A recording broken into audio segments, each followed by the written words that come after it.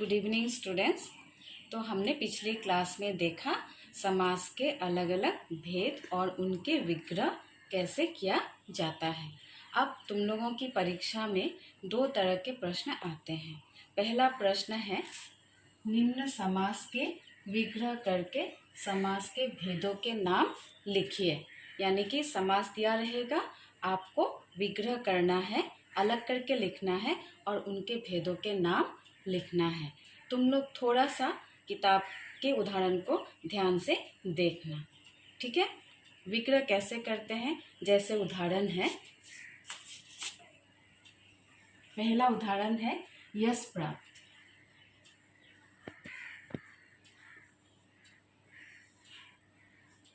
ये यश प्राप्त है। ये उदाहरण जो है तुम इसके अर्थ के अनुसार, ये यश प्राप्त उदाहरण तुम इसको जब विग्रह करोगे तो तत्पुरुष समास का है। जब तुम विग्रह करोगे तो कारक का चिन्ह लगेगा, यश को प्राप्त, ठीक है। इस तरह से विग्रह होगा।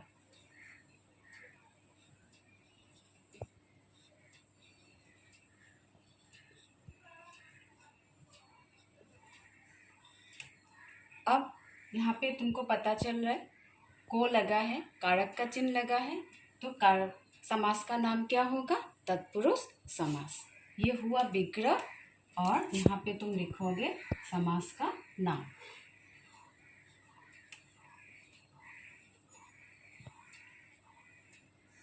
इस तरह से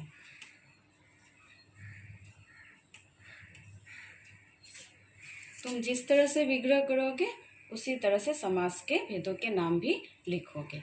उसी तरह से तुम दूसरे उदाहरण को देखो। उदाहरण है तुलसी कृत।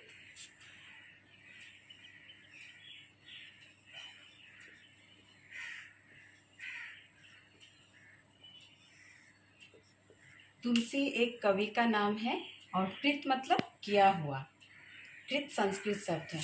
जब तुम इसको विग्रह करोगे तो होगा, ये तत्पुरुष समास है, तुलसी द्वारा कृत या तुलसी से कृत, से लगा है तो तत्पुरुष समास होगा।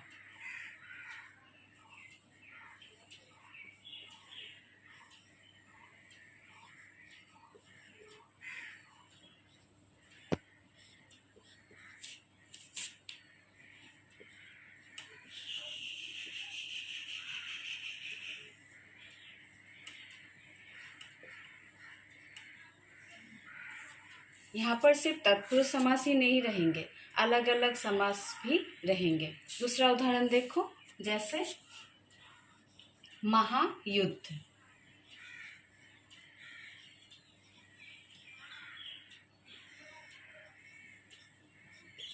अब यहाँ पे महायुद्ध है, ये जो है समास, इसको जब तुम विग्रह करोगे तो होगा, महा का मतलब महान है जो युद्ध, यानी कर्मधारय समास होगा। महान विग्रह करोगे तो लगेगा महान है जो युद्ध।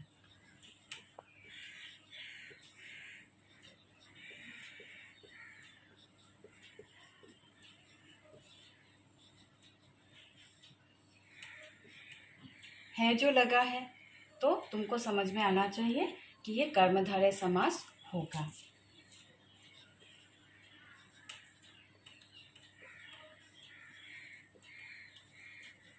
और कर्मधारय समास का स्पेलिंग याद रखना।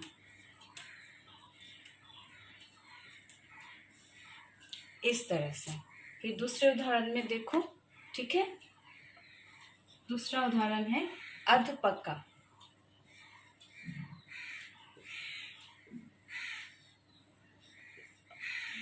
तुम लोगों को उदाहरण को देखने के लिए, समझने के लिए थोड़ी सी किताब को पढ़ना जरूरी है, तभी याद रहेगा।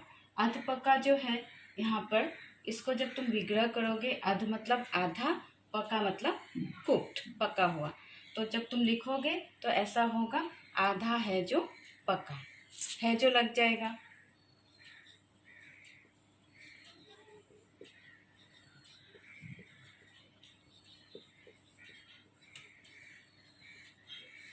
है जो लगा है, इसलिए यहाँ पर कर्मधारय समास होगा। मैंने बताया था कर्मधारय समास में पहला पद विशेषण होता है और दूसरा पद विशेष्य होता है, ध्यान देना। ठीक है, उस हिसाब से तुम विग्रह करना और समास को पहचानना। ठीक है,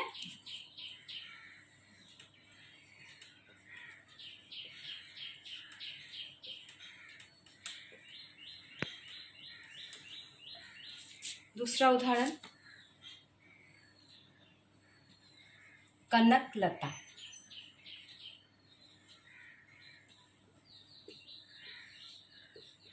कनक लता क्या होता है? कनक मतलब सोना होता है, लता मतलब वो टेंड्रिल होता है, लता। यहाँ पर लता की तुलना सोने से की गई है, तो ये कर्मधारय समास है। और जब तुम लिखोगे यहाँ पर के समान लगेगा। जहाँ पे तुलना की जाती है, एक वस्तु की तुलना दूसरे वस्तु से की जाती है, वो कर्मधारय समास ही होता है। लेकिन वहाँ पर विग्रह करते समय कनक के समान लता लगेगा, के समान लगेगा।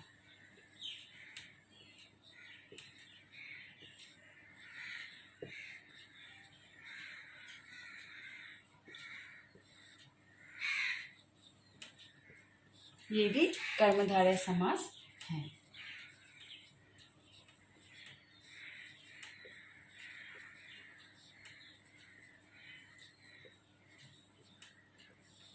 इस तरह से। अगला उदाहरण देखो,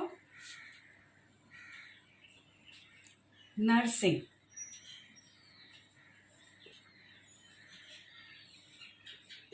यहाँ पर नर मतलब इंसान, सिंह जानते हो, नर की तुलना सिंह से की गई है। तो जब तुम विग्रह करोगे तो नर के समान सिंह भी लिख सकते हो, नर रूपी सिंह भी लिख सकते हो। मैंने बताया था के समान लगता है, कंपैरिजन में रूपी भी लगता है, तो लिख सकते हो नर रूपी। रूपी का मतलब के समान ही होता है। ठीक है, नर रूपी सिंह, ये भी कर्मधारय समास होगा।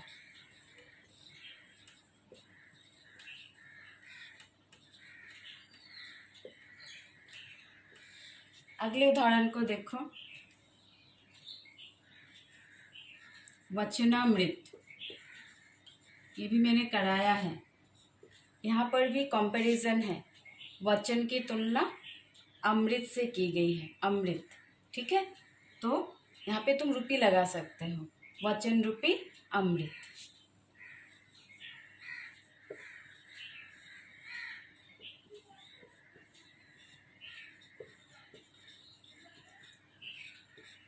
ये भी कर्मधारय समास होगा।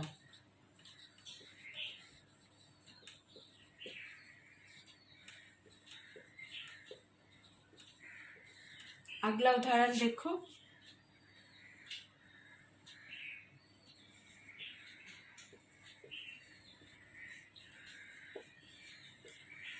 देशभक्ति। इसको जब विग्रह करोगे, यहाँ पे पहला सब संज्ञा है, तत्पुरुष समास होगा। जब विग्रह करोगे तो कारक का चिन्ह लगेगा, देश की भक्ति या देश के लिए भक्ति।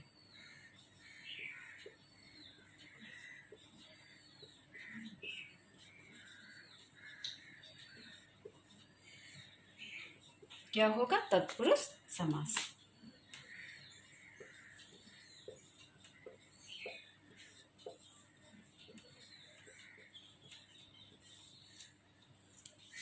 ठीक है, तो ये सब अपनी अपनी कॉपी में लिख लेना। अगला उदाहरण देखो,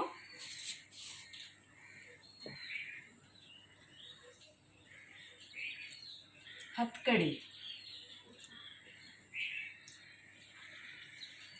जब तुम इसको विग्रह करोगे, हाथ पहला संज्ञा शब्द है, तो विग्रह होगा हाथ के लिए कड़ी। वो कड़ी बांधते हैं ना, जेल ले जाते हैं, उसको कहते हैं।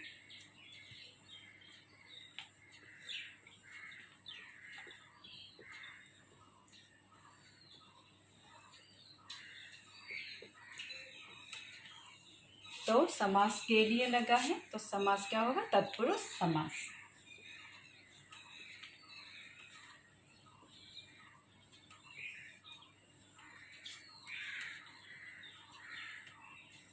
अगले उदाहरण को ध्यान से देखो, सडरस, सड, सड मतलब 6, रस मतलब अलग अलग रस होता है, आनंद। तो विग्रह करके यहाँ पे काउंटिंग नंबर है, संख्यावाचक है, काउंटिंग नंबर है, तो ये द्विगु समास होगा।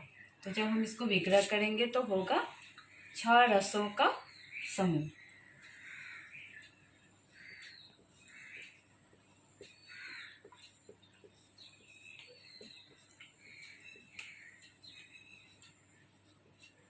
समूह या फिर समाहार, जो भी लिखो, ये होगा द्विगु समास।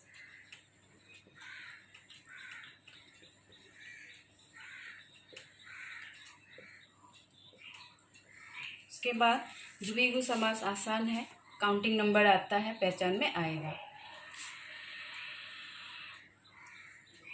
पंजाब, ठीक है, यहाँ पर आप का मतलब होता है नदी, और पंज मतलब 5, यानी 5 नदियों का समूह, उसको कहते हैं पंजाब। तिरंगा, तिरंगा भी ऐसा ही होता है, मतलब 3 रंगों का समूह, ठीक है।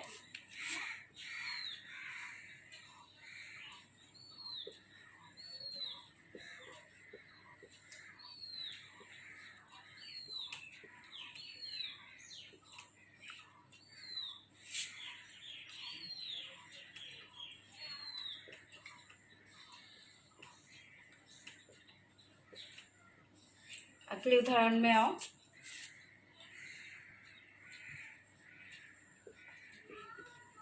अन्न जल डैश, छोटा सा हाइफन है तो समझ में आता है, ये द्वंद्व समास है, इसमें और लगेगा या लगेगा, तो अन्न और जल। स्पेलिंग समास का नाम का याद रखना, इसमें मार्क्स रहता है। ये हो गया द्वंद्व समास।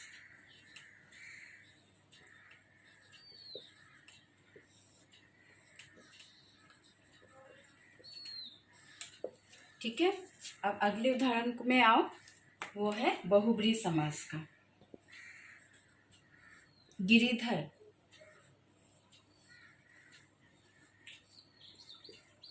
गिरि का मतलब होता है पर्वत, धर मतलब धारण करने वाला, ठीक है। जब तुम विग्रह करोगे ऐसे होगा, गिरि को धारण करने वाला, धारण करने वाला मतलब अपनी उंगली पर उठाने वाला।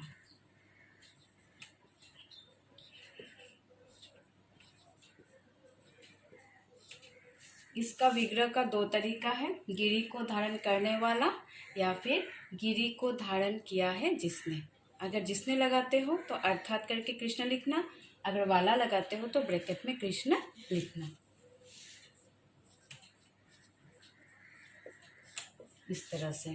ये किसी विशेष अर्थ को बताता है तो बहुब्रीहि समास होगा। बहुब्रीहि स्पेलिंग भी अच्छा से याद रखना।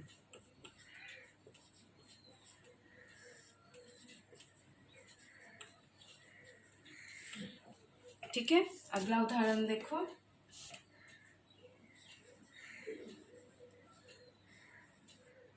चक्रधर या चक्रपाणि भी बोलते हैं, ठीक है, या फिर चक्रपाणि,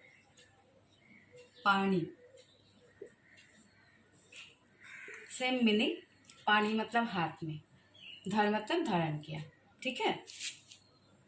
चक्र, तो चक्र को धारण करने वाला या फिर चक्र को हाथ में धारण किया है जिसने, अर्थात विष्णु।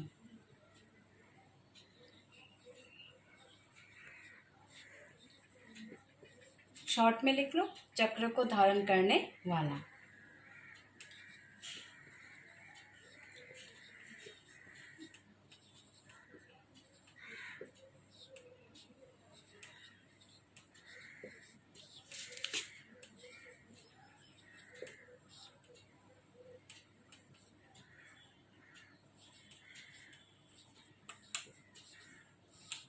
कृष्ण भी होगा तो बहुब्रीहि समास।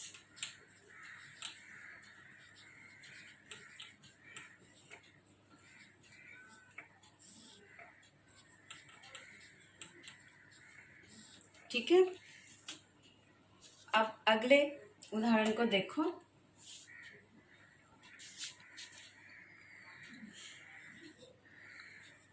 उदार हृदय।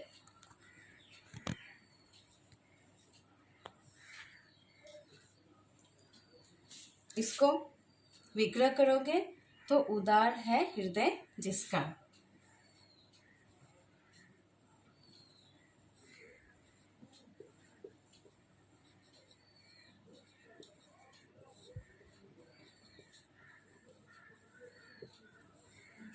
तुम उदार हृदय वाला भी लिख सकते हो, अर्थात कोई दयालु व्यक्ति।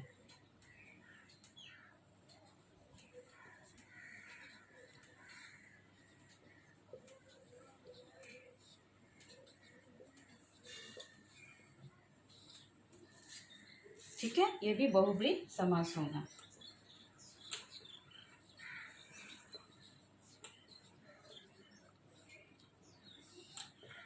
ठीक है, अगला उदाहरण देखो। आसमुद्र।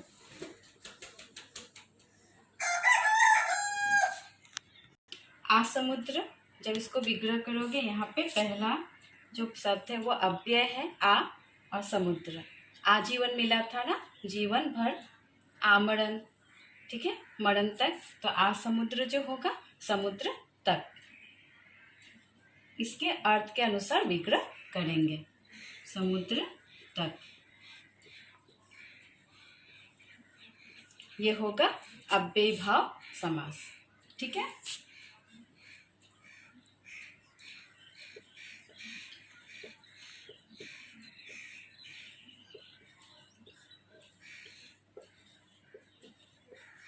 अव्ययी भाव समास का पहला शब्द हमेशा अव्यय होता है या अविकारी शब्द होता है। आ होता है, बे होता है, ठीक है, यथा होता है, प्रति होता है, यह है इसकी पहचान। ठीक है, निडर, नी होता है, यानी उपसर्ग लगा होता है पहला शब्द में। ठीक है, दूसरा उदाहरण देखो। बेकाम। बेकाम, बेका मतलब पहला शब्द उपसर्ग है यानी अविकारी है, तो जब तुम विग्रह करोगे काम के बिना या बिना काम के, बेका मतलब बिना होता है।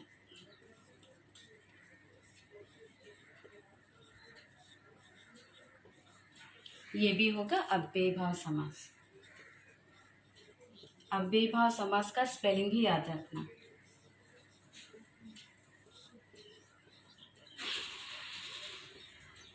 इस तरह। अगले उदाहरण में आओ। प्रतिदिन, यहाँ भी पहला शब्द उपसर्ग है यानी अविकारी शब्द है, तो विग्रह करोगे तो प्रत्येक दिन अर्थ के अनुसार या हर दिन।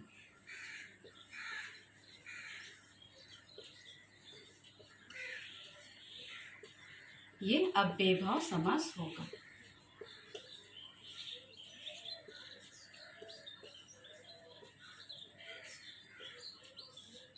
इस तरह से और भी है, तुम लोग प्रैक्टिस करना किताब देख करके और अपनी अपनी कॉपी में लिखना।